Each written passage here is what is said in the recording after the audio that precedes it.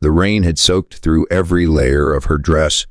By the time she realized the man she had traveled 2,000 miles to marry was never coming back. 23-year-old Eleanor Hayes stood alone beneath the wooden awning of a deserted general store, clutching a small brown suitcase against her chest while cold rain turned the frontier street into a river of mud. She had arrived that afternoon with a letter in her pocket, a name in her heart, and a promise that a new life waited for her in the West. Now the letter was wet, her hands were trembling, and every wagon that passed made her look up with desperate hope. None of them carried the man she had been promised. Eleanor had grown up believing that hard work could overcome almost anything. She had worked from sunrise until sunset on her family's small farm, saved every coin she could, and taught herself never to complain when life became difficult. When a letter arrived from a rancher named Samuel Whitmore proposing marriage, she believed perhaps her years of struggle were finally ending. He had written about a peaceful ranch, horses grazing beneath wide skies, and a home where they could build a family together. Eleanor had no illusions about the West being easy, but she believed she was traveling toward something honest. She sold what little she owned, packed 2 dresses, a Bible, some family photographs, and the small suitcase she now held tightly. But when she arrived in the frontier town of Red Creek, Samuel was nowhere near the station. A hotel clerk told her that he had left 2 days earlier, claiming he needed to handle an emergency at his ranch. Eleanor waited. Then she waited longer. By sunset, people began disappearing from the streets. The rain grew heavier, and the cold wind swept between the wooden buildings. She asked for help at the saloon, but the men there laughed and told her she had probably been foolish enough to trust a stranger.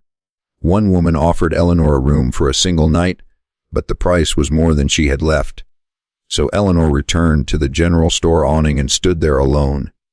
She tried not to cry. She had promised herself she would never become helpless. Then a horse appeared through the rain. A tall, broad-shouldered rancher rode slowly down the muddy street wearing a black hat and a weathered leather coat.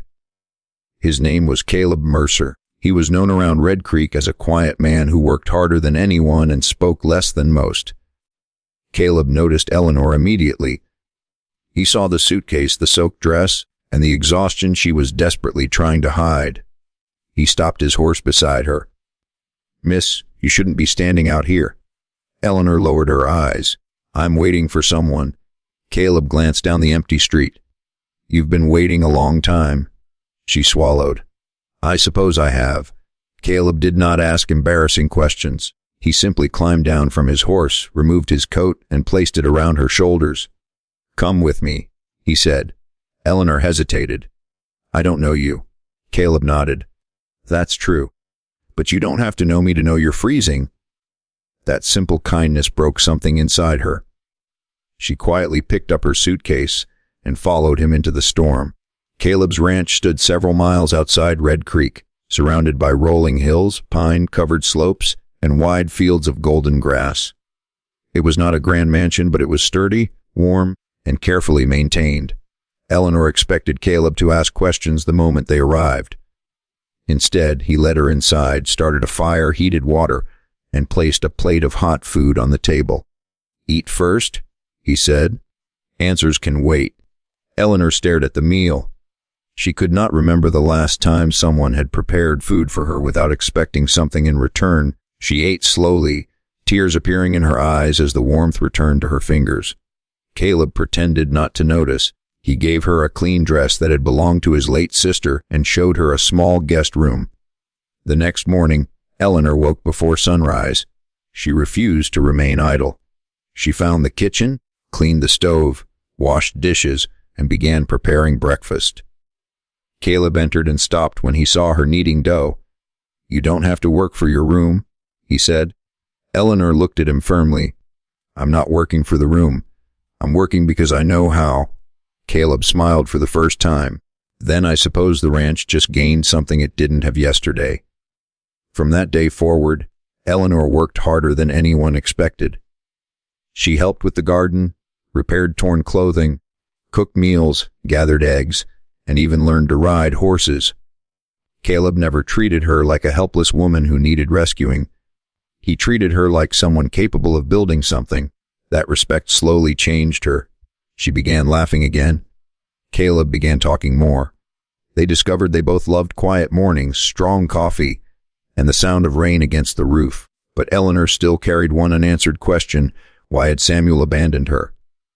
Several weeks later, a letter finally arrived. Samuel had never intended to marry her. He had written the original proposal because he wanted someone to work on his distant property, but after receiving a better offer from another family, he simply disappeared. Eleanor read the letter twice before folding it carefully. She expected to feel broken. Instead, she felt strangely free. Caleb found her sitting on the porch. "Bad news?" he asked. Eleanor shook her head. "No, just an old promise finally ending." Caleb sat beside her without pressing for details. "You know," he said after a while, "you don't owe your future to a man who couldn't keep his word." Eleanor looked at him. "Then what do I owe it to?" Caleb smiled gently. "Yourself?" Those words stayed with her. Eleanor began saving money from the work she did at the ranch. Caleb insisted on paying her fairly, even when she protested. "If you work, you deserve to be paid," he told her. Eventually, she used her savings to buy a small flock of chickens and expanded the ranch garden into a profitable vegetable business. Caleb watched with quiet pride as she turned hardship into opportunity. One evening, while they stood beside the barn, Caleb said, "When you first arrived, you looked like someone who had lost everything." Eleanor smiled. "I thought I had. And now?" She looked across the ranch, then back at him. "Now I think I finally found something worth keeping." By morning, the storm had finally passed, leaving the frontier town washed clean beneath a pale golden sky. Clara stood outside the ranch house, holding her small suitcase. But for the first time, she no longer felt like an abandoned bride. She had worked hard since arriving, helping in the kitchen, caring for the horses, and learning the rancher's daily routines. She had expected pity, but Daniel had given her something far more valuable: respect. He never treated her like a helpless woman.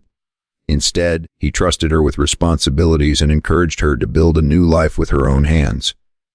Weeks passed, and Clara became an important part of the ranch.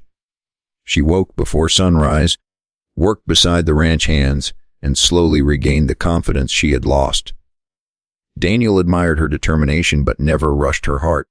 Their friendship grew through small acts of kindness: a warm cup of coffee after a long morning, a quiet smile across the dinner table, and evenings spent repairing fences beneath the setting sun. One afternoon, Clara received a letter from the man who had abandoned her. He wanted her to return, claiming he had made a mistake. Daniel quietly handed her the letter and said, "The choice is yours. Whatever you decide, I'll respect it." Clara looked at the letter, then at the ranch that had become her home. She gently folded the paper and placed it into the fire. "I already made my choice," she whispered. "I'm staying." Daniel's eyes softened. "You're sure?" Clara smiled through tears. "For the first time in my life, I'm exactly where I want to be." Daniel reached for her hand, and she accepted it. Months later, Clara no longer introduced herself as the abandoned bride who had been left in the rain. She was a hard-working ranch woman, a trusted partner, and a beloved member of a family she had never expected to find. Sometimes life takes everything away only to lead you somewhere better. Clara came west searching for a husband, but she found something greater: dignity, friendship, love, and a home built not from promises, but from kindness. And as the sun disappeared behind the mountains, Daniel whispered, "You were never meant to face the storm alone." Clara smiled. This time, she believed him.